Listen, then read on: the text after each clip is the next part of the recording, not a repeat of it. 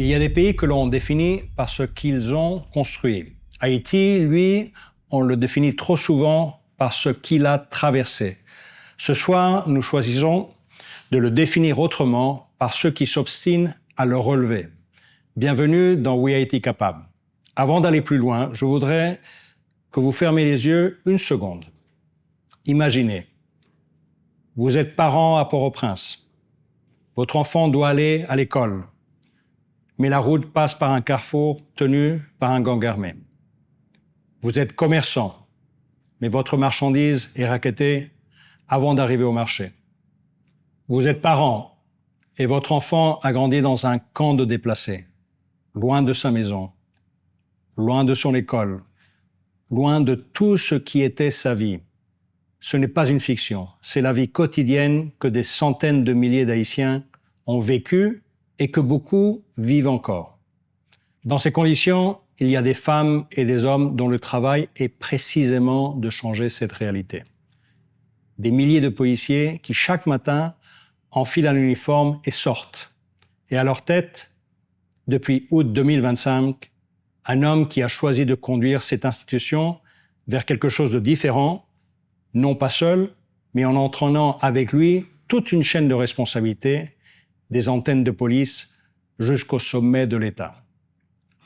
André Jonas Vladimir Paraison n'est pas arrivé à la tête de la police nationale d'Haïti par accident. Il en est l'un des enfants fondateurs, issu de sa toute première promotion, celle qui a posé les premières pierres de l'institution il y a plus de 30 ans. Il a traversé chaque crise avec elle, chaque moment difficile, chaque effort de redressement. Il aurait pu partir. D'autres sont partis. Lui est resté. Quand il a pris ses fonctions en août 2025, la situation était à ce point critique que certains analystes parlaient ouvertement d'un État haïtien au bord du point de non-retour. Sa réponse a été immédiate. Remaniement du commandement en moins de 24 heures, opération offensive relancée, programme de formation accéléré, le P4000 dont nous parlerons plus tard, pour mettre sur le terrain des agents qui portent non seulement un uniforme, mais une conviction. Et c'est là où sa vision prend tout son sens. Dans son discours à ces jeunes recrues, il leur a dit ceci, et je cite, « Votre arme la plus puissante, c'est votre esprit. » Un chef de police qui dit ça dans un contexte comme celui que nous vivons, ce n'est pas un détail, c'est une philosophie. Ce soir, nous ne l'interrogeons pas sur les statistiques ni sur les communiqués officiels, nous l'interrogeons sur sa vision, sur ce qu'il pense réellement du pays, sur ce qu'il dit aux jeunes qui ont choisi la mauvaise voie et qui cherchent peut-être en silence comment en sortir, sur ce que signifie tenir debout quand tout pousse à baisser les bras. Directeur André Jonas Vladimir Paraison, bienvenue dans We Haïti Capable. C'est un honneur de vous avoir avec nous. Merci, M. Nichon. L'honneur plus que partagé de mon côté, d'avoir été convié avec vous sur des approches assez percutantes concernant l'avenir de mon pays, le devenir de notre société. Merci, M. Léger. Rentrons dans le vif du sujet directement. Vous avez, comme je l'ai dit, plus de 30 ans dans la PNH. Vous avez vu la PNH dans des moments difficiles, des moments aussi d'espérance. Aujourd'hui, lorsque vous êtes seul et vous regardez la situation et vous y pensez, vous projetez, qu'est-ce qui vous veut dire « Oui, Haïti capable » pour que justement ce cycle de violence s'arrête dans les temps les plus courts possibles? À y penser, ça nous fait déjà 31 ans. Et il faut réellement, en se réveillant un matin, se demander d'où vient cette motivation. Yeah. Mais c'est l'énergie de l'espace. C'est Haïti. Peut-être que plus d'un, comme vous autres, qui nous regardez de loin, n'arrivez pas réellement cerner cette motivation chez nous autres. Mais nous y croyons. Et voilà pourquoi nous sommes encore et toujours avec vous autres. et non pas faire fi de notre obéissance, c'est parce que Haïti nous retient. Haïti a besoin de nous. Et nous autres, nous avons besoin de notre pays. Telle est notre devise, tel est notre leitmotiv. Haïti. Et nous y croyons. Vous êtes arrivé. 24 heures après, vous changez une partie de votre commandement, si ce n'est pas tout le commandement. Vous relancez les opérations pratiquement immédiatement. Vous relancez une doctrine où le policier est engagé. Derrière, justement, cette espérance de rétablir une Haïti où la sécurité prévaut, où la vie revient à la normalité. Comment vous avez fait ça? Et comment vous transmettez ce message, justement, pour galvaniser les policiers aujourd'hui? Vous savez, comme les commandements avant nous autres, et c'était retrouver buté à de pareilles situations parce que la police n'était pas armée en conséquence pour faire face à cette nouvelle vie que nous impose l'arrivée des gangs. Donc c'est en forgeant qu'on devient forgeron. C'est en apprenant que nous devenons non pas des apprentissages, mais plutôt des pré-professionnels jusqu'à ce que nous arrivions à trouver ce qu'on appelle le paramètre exact pour mieux cerner le problème. Les commandements avant, on ressentait dans le sein même de la police une certaine hésitation, d'où il nous fallait traiter et pour mieux avancer, amener à cette institution une sorte d'unification, où le problème de l'autre, ce n'est pas sa chose personnelle, mais où il fallait faire germer en notre sein même l'esprit d'équipe. Voilà pourquoi... Qui est fondamental. Ce qui nous a porté à voir comment unifier, premièrement, le commandement de l'institution et ramener toute la base de l'institution vers un seul et même objectif. La sécurité pour Haïti, la sécurité pour le peuple haïtien. Vous avez, et j'étais présent d'ailleurs, il y a pas loin d'un mois, inauguré la 35e promotion de jeunes cadets qui aujourd'hui sont des policiers, qui sont déjà sur 877, vous voyez, je me trompe déjà. Et cela vient dans le cadre d'un programme P4000, où vous voulez justement accélérer l'arrivée de nouveaux cadets qui rentrent dans la fonction de policier. Quels sont les messages que vous transmettez à ces jeunes? Qu'est-ce que ça signifie? Parce qu'ils passent justement d'une formation accélérée et juste après, ils sont sur le terrain et quelques-uns sont confrontés déjà à des réalités complexes.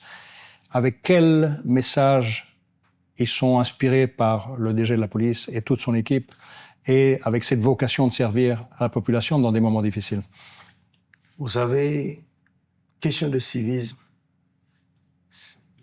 la jeunesse devrait être déjà en mesure d'assurer le relais.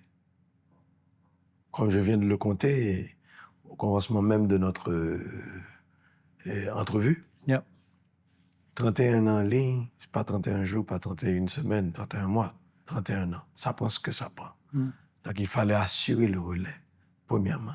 Mais deuxièmement, par les circonstances mêmes, la réalité que vivent nos citoyens, il a fallu aussi du sang neuf.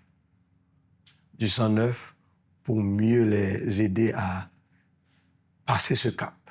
Et en dernier lieu, en regardant cette jeunesse livrée à elle-même, n'avoir comme bras, comme interface que les gangs, il fallait qu'il y ait quelqu'un qui assure cette invitation, dire aux jeunes, ce serait mieux de s'appliquer à donner à ce pays ce que ce pays souhaiterait vous donner.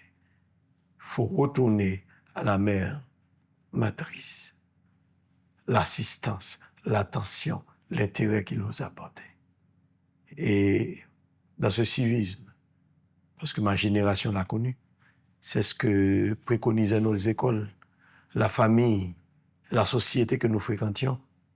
Donc, il nous revient, les hommes comme moi, en tant que directeur général, l'état-major, que j'assume déjà l'équilibre administratif et la base même de cette police, comment se comporter face à cette société, face à ce virus qui les ronge déjà et se tourner vers ce qu'on appelle une bannière, un fanion qui pourra les identifier à l'avenir, qui n'est autre que leur pays. Haïti a besoin d'eux, la police a besoin d'eux. Tel était le credo pour leur offrir, disons, un espoir, un avenir plus ou moins équilibré que d'être livrés à eux-mêmes et dans des mers tumultueuses sans qu'elles ne savent réellement quel port va les recevoir.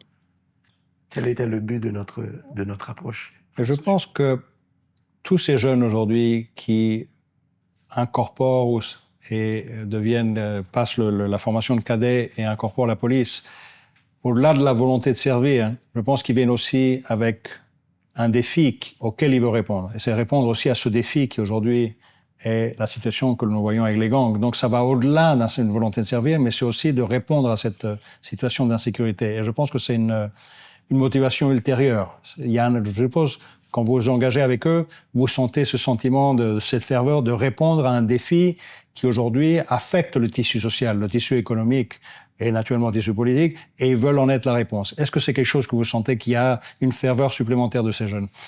J'ai intégré les rangs au service de mon pays depuis 1995 et ce sentiment m'animait.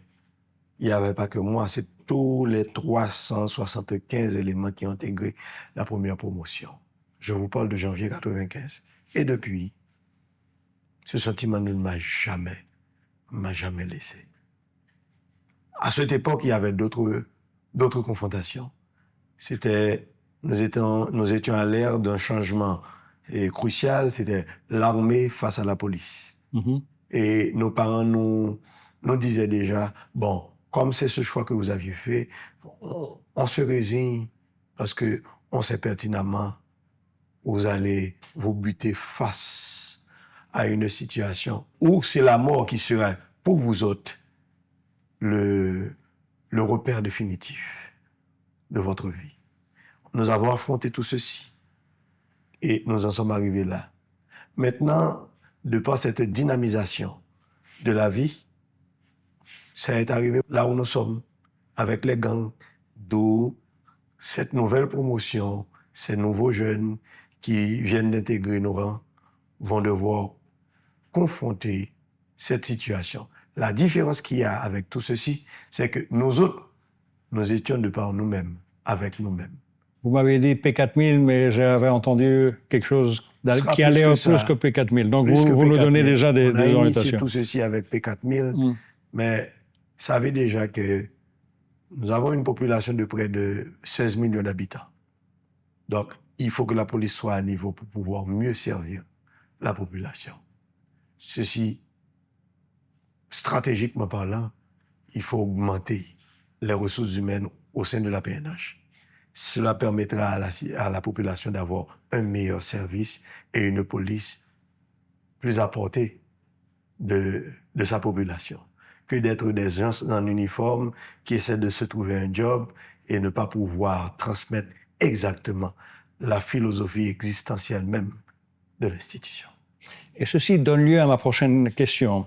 Justement, au lieu de répondre simplement au présent, à la nécessité urgente de répondre à ce défi que vous êtes en train d'encheminer, vous êtes en train de construire le futur de la police. Et je sais que vous êtes en train de travailler dans le cadre du plan stratégique qui va jusqu'à l'année 2030. Oui.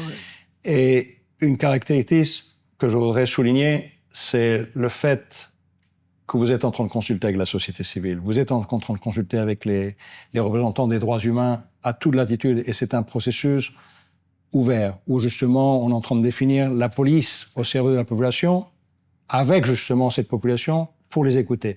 Et ça, c'est un élément qui n'est pas négligeable. Je voulais vous écouter sur votre motivation et qu'est-ce que vous voulez en tirer et quel message vous voulez transmettre à la population sur la base de ce processus. C'est comme les grands concessionnaires de véhicules. Il faut bien étudier la technique même de l'instrument pour mieux l'adapter au milieu où il va évoluer. On ne saurait avoir une police qui ne reflète pas réellement les condiments de l'existence du peuple haïtien. Avoir un policier formé à la française c'est épouser automatiquement une culture européenne qui ne sera peut-être pas adaptée à la culture haïtienne. Donc, il a fallu que nous autres, qui sommes les aînés, inculquons à ces nouveaux le comportement mieux attribué pour mieux servir. Donc, il fallait que nous prenions en compte les désidératas de la population. Par exemple, nous avions contacté la société civile, nous avions contacté notre jeunesse, nous avions contacté pas mal d'entités et nous avons tenu en compte beaucoup de paramètres pour mettre sur pied un curriculum adapté, non pas seulement à la situation actuelle, mais des idératas même du peuple haïtien, lequel que nous allons servir sur le terrain. Tel était notre but et cette visée a été une réussite. Voilà qu'on est sorti déjà et les 877 premiers et nous avons les 1200 qui sont en cours de formation à l'École nationale de police. Parlons des jeunes. La police, ce n'est pas simplement des interventions tactiques, des armes, mais c'est aussi une dimension, voyons la citoyenneté.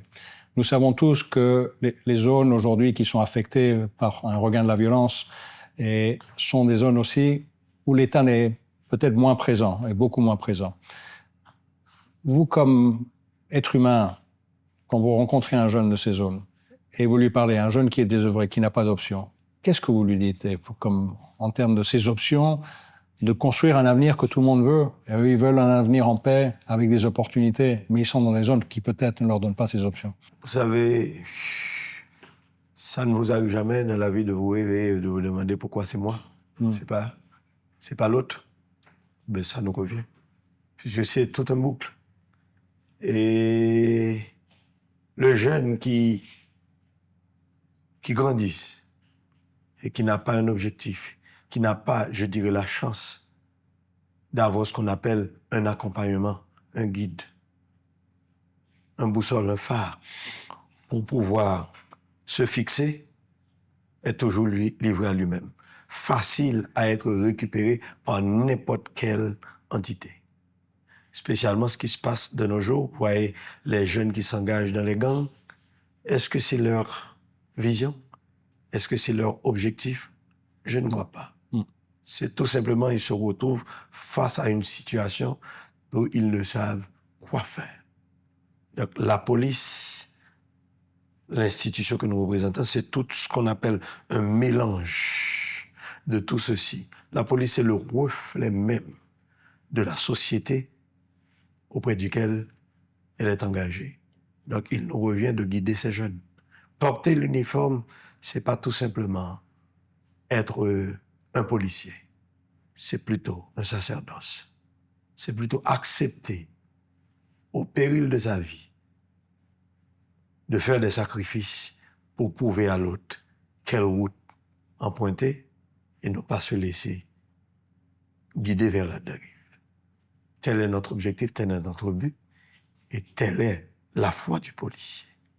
Ça ne vous arrive pas d'être en pleine rue et d'entendre qu'il y a un problème quelque part, un accident, un incident quelque part, et que toute la populace, je dirais, les personnes qui s'y trouvaient sur les lieux, qui vont à l'encontre même de la situation. Et regardez ce que fait le policier. Il va vers la situation. Pour en prendre connaissance, c'est pas qu'il a en main déjà la solution, mais c'est son sacerdoce. C'est le sacrifice pour lequel il a été assermenté. Servir la population, donner service en s'oubliant lui-même, au péril de sa vie, pour le mieux-être de l'autre. Telle est la foi du policier, et c'est ce que vient d'accepter ces jeunes en prenant cette décision d'intégrer les rangs pour servir la patrie. Revenons, on avait parlé des jeunes en général, parlons de ces jeunes aujourd'hui qui sont dans ces gangs. On sait que ce sont des jeunes qui sont pris dans un très jeune âge, peut-être 14 ans, 15 ans, peut-être moins, c'est à vous de me le dire. Manque d'alternatives, et peut-être ils se posent des questions, ils se disent comment je sors? Je suis pris dans un étau entre la violence qui est autour de moi, et peut-être la violence de prendre un choix, de sortir de cette emprise. Qu'est-ce qu'on peut dire à ces jeunes pour que peut-être les motiver à faire le choix de revenir dans la société civile, d'être un acteur de la société et de construire?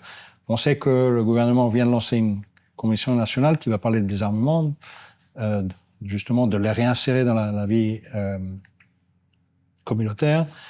Mais quel message on peut leur passer à ces jeunes aujourd'hui pour que justement ils fassent le bon choix? Bon, vous savez, c'est une approche assez politique. Mais nous autres, nous ne partons que dans la technique. Mais si vous parliez à un jeune aujourd'hui qui vous écoute, et justement, il est en train de se dire, je fais partie de ces groupes, j'essaye de sortir, mais il y a des craintes. Comment on peut le motiver? J'ai été à mettre aux prises avec mes hommes sur le terrain. J'ai eu la chance de les voir de près. Leur façon d'acter, leur mode de fonctionnement. Pour moi, dans ma formation de policier, c'est comme une sorte de drogue. Les réinsérer, ça prend ce que ça prend. Ça prend et pas mal de paramètres, je dirais. Du côté sécuritaire, on fait notre devoir. Mais il y a d'autres entités qui doivent s'y mettre aussi. Tel est le but et l'objectif du CNDDR, du cellule de démantèlement et de réinsertion sociale. Donc, moi-même, je convierais ces derniers, les jeunes, j'en parle, à ne pas se laisser empiétrer par ce virus, envahi par cette tentation qui les mange de l'intérieur, mais plutôt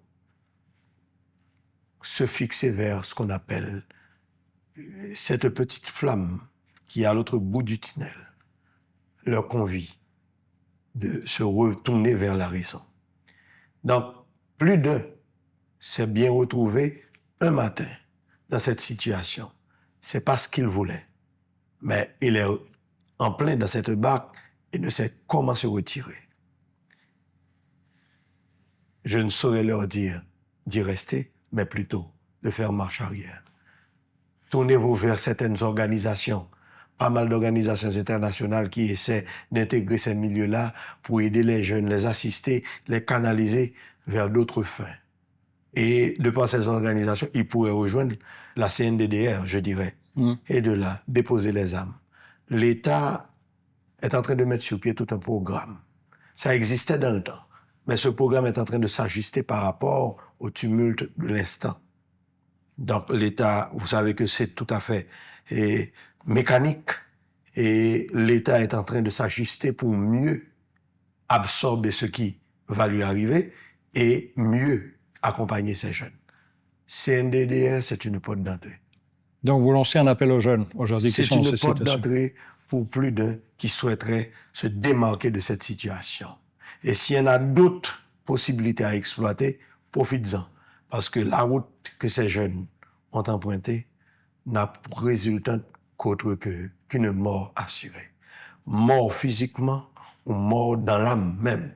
Dans l'âme même de cette patrie, cette génération n'aura pas cette chance à servir au plus haut niveau avec fierté et honneur pour lesquels tout humain, toute personne est née.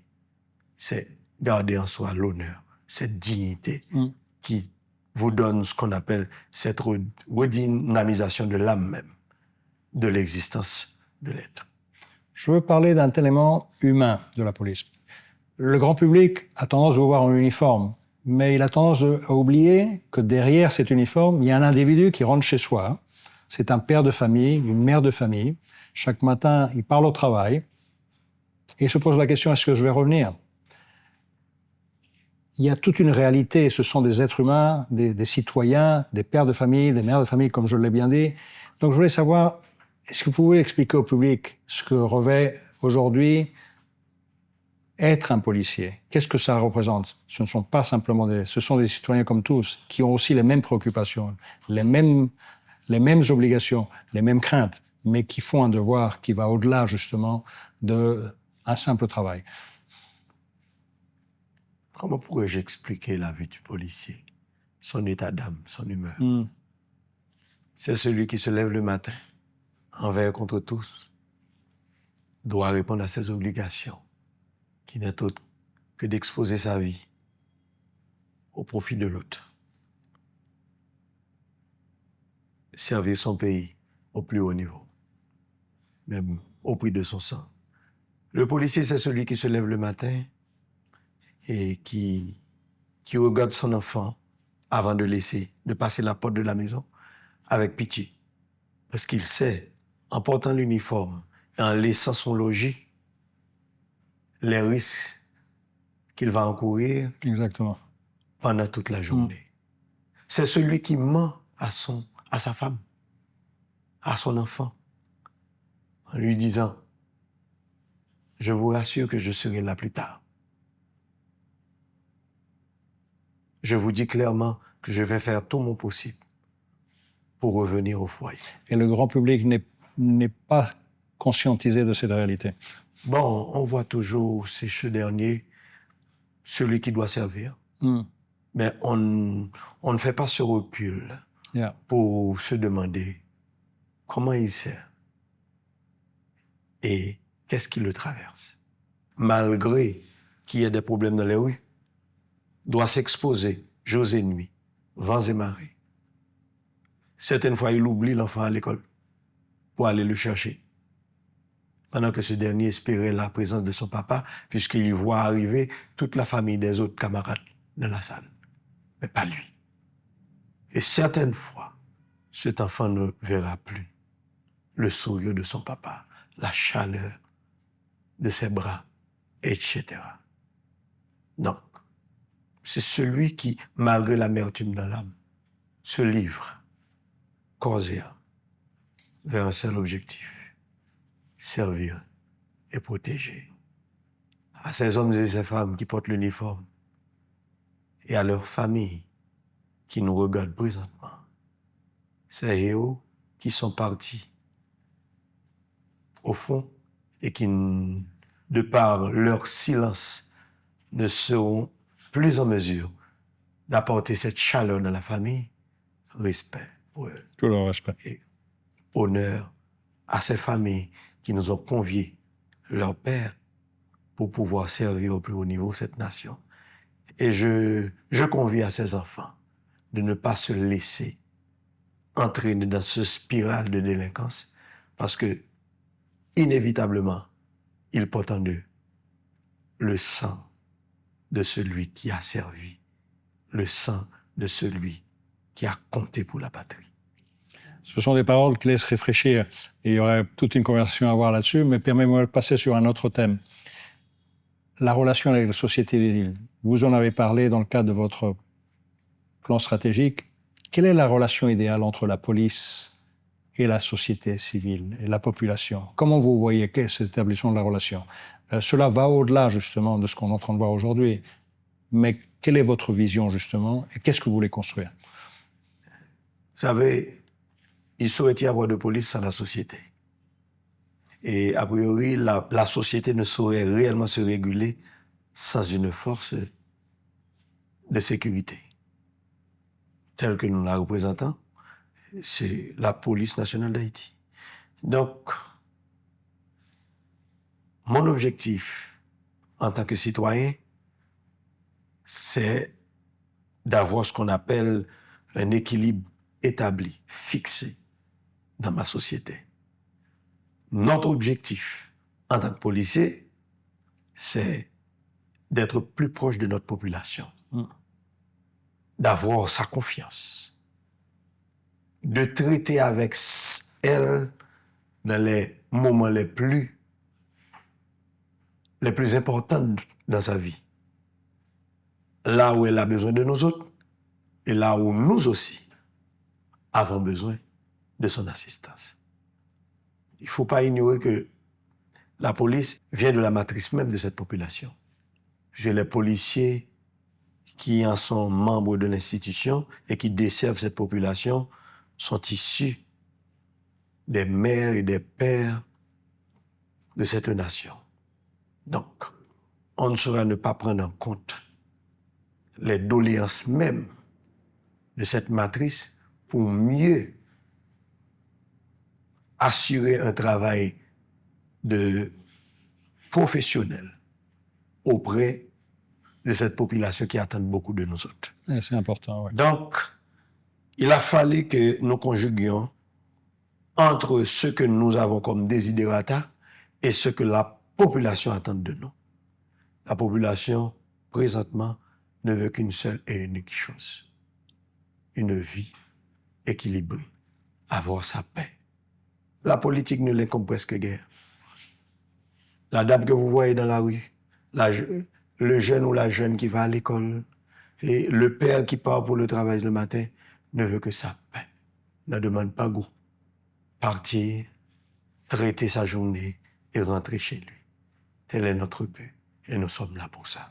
Donc, dans cette conjugaison entre la population et nos autres policiers, symbiose dans tout ça, c'est que la population nous comprenne, et comme nous la comprenons, et qu'ensemble, nous œuvrons pour qu'une Haïti meilleure. C'est un message très important que vous nous donnez ce soir, Monsieur le DG. Je ne peux pas éviter, parlons de jeunes, je veux parler des femmes. Nous savons que les femmes aujourd'hui sont plus exposées au thème de la violence, notamment la violence des gangs. Je voulais vous écouter un peu de quelles sont les actions pour justement sensibiliser la police dans son rôle de protecteur des femmes, mais aussi, je vous ai vu dans votre commandement, vous avez plusieurs femmes dans votre commandement, donc aussi comment insérer aussi dans les corps de police plus de femmes pour que justement elles jouent un rôle de protection de la société, mais aussi de construire justement cette relation que vous voulez avec la société civile haïtienne. Permettez-moi de vous retourner la balle. Voyez-vous un monde sans femmes? Pas du tout. Si c'est pas du tout. Il y a plus de femmes en Haïti que d'hommes, donc commençons sur ce postulat. Non, il y a plus de femmes dans le monde que d'hommes. Et dans le monde. Voilà. Dans la police, on aimerait avoir plus de femmes aussi. Très bien. Que d'hommes. Mais c'est pas que les femmes viendront remplacer les hommes.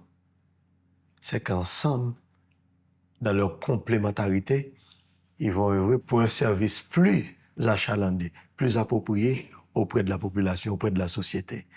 Les femmes jouent un rôle important et exemplaire dans toute institution. Bien sûr. De par leur rigidité, leur capacité de cerner plusieurs situations et les traiter en même temps, ce que les hommes n'ont pas. Nous sommes plutôt plus fixés sur un objectif direct, tandis que la femme... Ça fait partie de nos limitations, des multiples limitations. Tandis que la femme a une approche plus élargie de la chose. Donc, permettez que je vous dise, la police ne saurait se tenir sans la femme. Dans le programme P4000, vous avez une sensibilité pour incorporer un quota plus important de femmes? Il y a des actions qui sont prises dans ce domaine? Ou... Vous verrez ça de par les centres de recrutement. Voilà. Il n'y a pas de distinguo, je vous dis. C'est pas que nous avons un nombre de femmes et un nombre d'hommes. Mais vous sentez qu'il y en a plus de femmes qui participent? Il voit que ça va en augmentation? Savez, la femme est très importante pour nous autres dans le travail que nous assurons auprès de la population. Et la femme aussi pourra guider ce dernier à avoir un comportement différent, même auprès des gangs.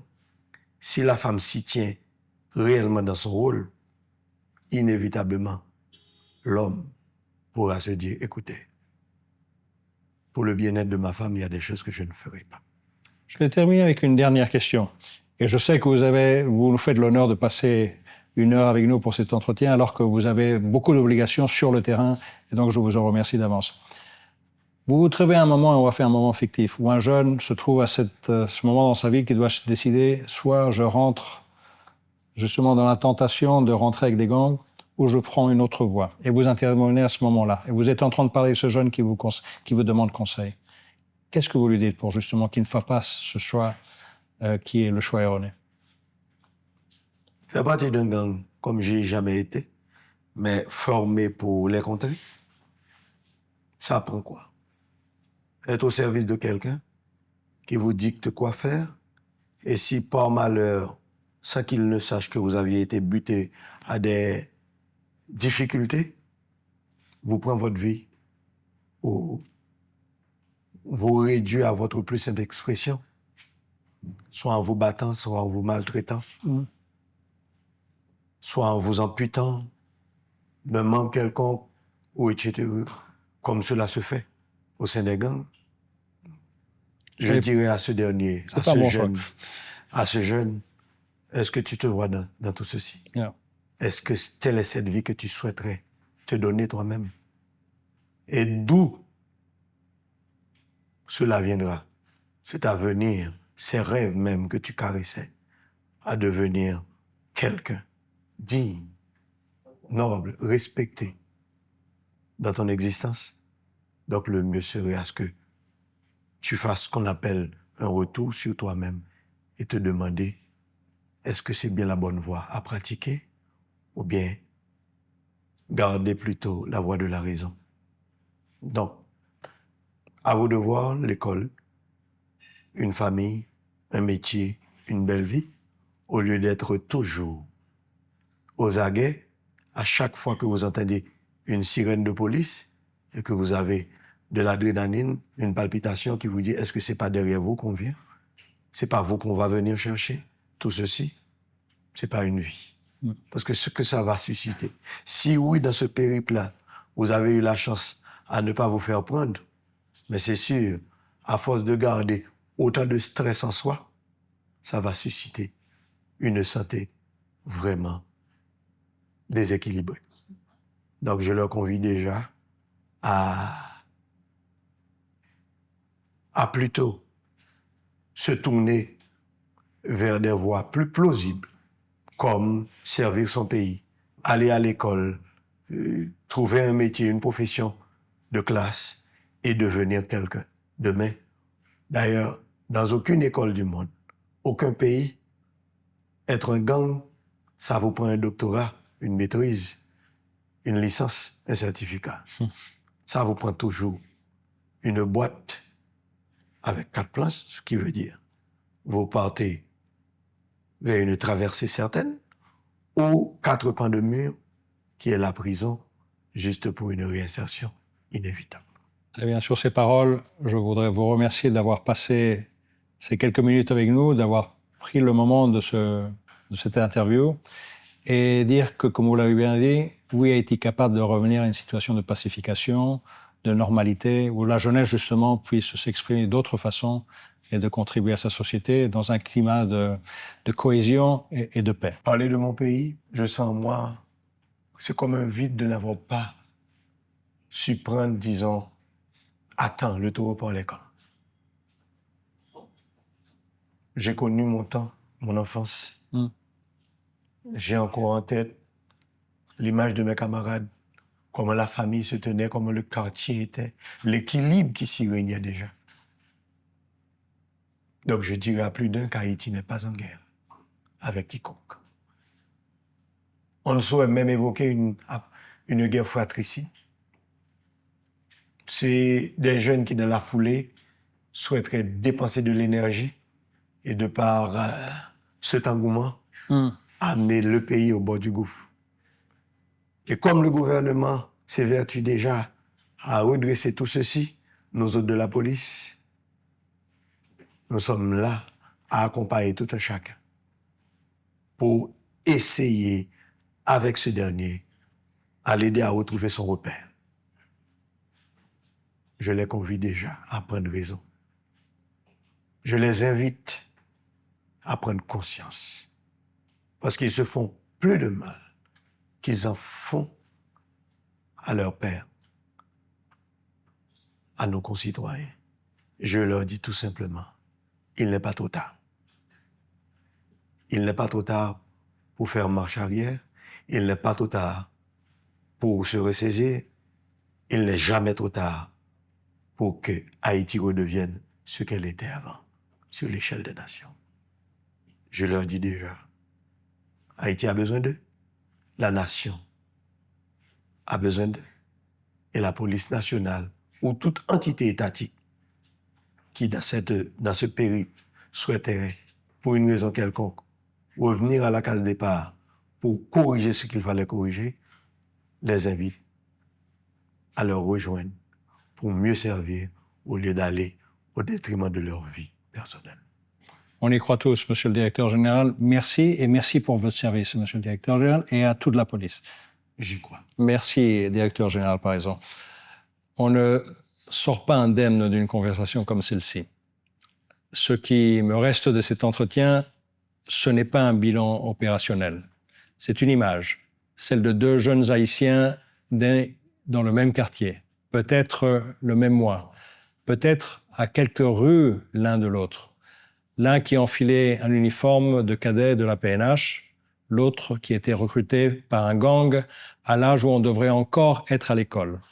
La même jeunesse, la même Haïti, des chemins opposés, séparés parfois par rien de plus qu'une opportunité que l'un a eue et l'autre pas.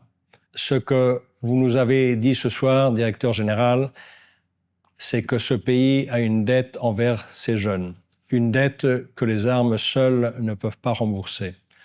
Parce qu'on peut sécuriser un territoire et perdre quand même une génération. Et qu'une génération perdue, c'est une blessure dont un pays ne se remet jamais, et cela en plus d'une décennie. Mais vous nous avez dit aussi quelque chose d'autre, quelque chose que je veux retenir ce soir. Vous nous avez dit que des jeunes sortent des gangs, que des défections existent, que l'instinct de survie est parfois plus puissant que la peur de transformer son existence.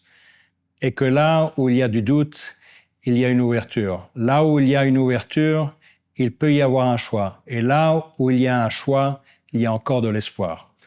Haïti n'est pas un pays qui manque de courage. Il ne manque pas non plus d'intelligence, ni de créativité, ni de gens qui, comme vous, refusent de lâcher. Ce qui manque parfois, c'est la conviction collective que les efforts individuels peuvent s'additionner en quelque chose de plus grand, que le policier qui prête serment, la mère qui rouvre son commerce, le jeune qui retourne à l'école, tous ces actes apparemment ordinaires sont en réalité des actes de résistance. Alors, à tous ceux et celles qui nous regardent ce soir, et en particulier à ces jeunes Haïtiens qui cherchent encore leur chemin, sachez ceci, la porte n'est pas fermée. Elle n'a jamais été complètement fermée.